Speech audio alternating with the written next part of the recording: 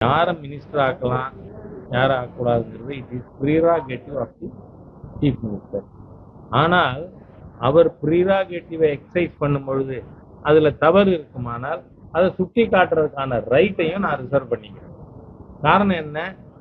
India அந்த இந்திய கூட்டணின்னு இருக்கிற கூட்டணியே குடும்ப ஆட்சி நடத்துகின்ற கட்சிகளின் கூட்டணி.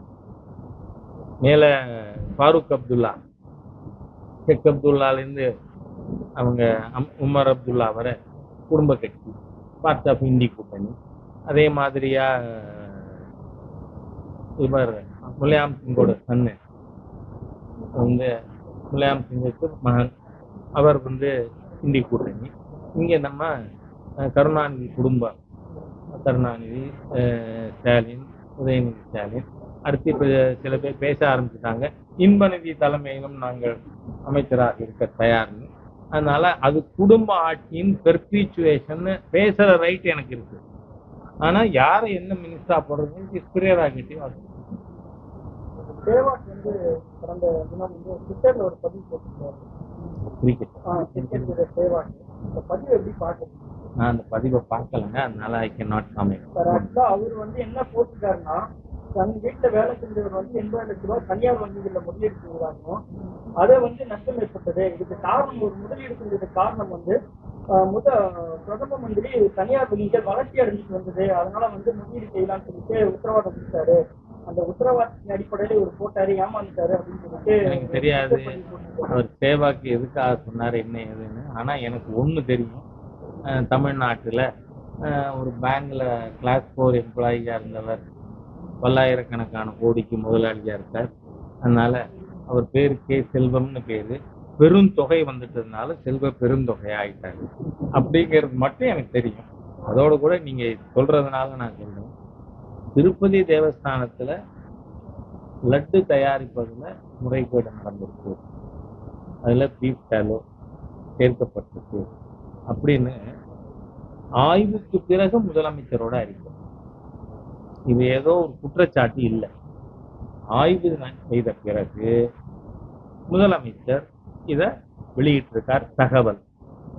அந்த விஷயத்துல உடனே நீங்க பாத்தீங்கன்னா the so called secular cinema தலைவர் நடிகர்கள் நம்ம கார்த்தியோ பிரகாஷ் ராஜோ அதை இது சொன்னதை நக்கல் பண்ணி எல்லாம் பேசினாங்க. இப்ப 2 பேரும் மன்னிப்பு கேட்டிருக்காங்கன்னு சொல்றாங்க.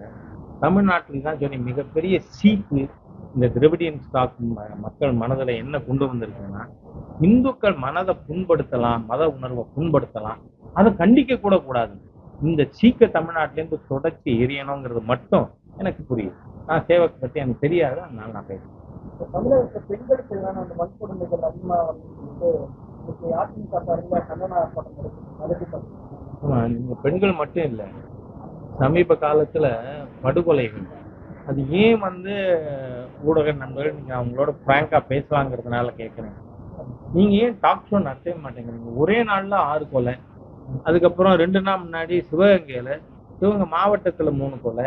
பெண்களுக்கு பாதுகாப்பு இல்லாத சூழ்நிலைங்கிறது மட்டும் இல்லை, யாருக்குமே பாதுகாப்பு இல்லை. நீங்க இப்ப உதாரணமா சாதாரணமா ரோட்ல போயிட்டு இருந்த ஒரு இளைஞர் 28 வயசு, அவரோட பூணல் அறுத்திருக்காங்க.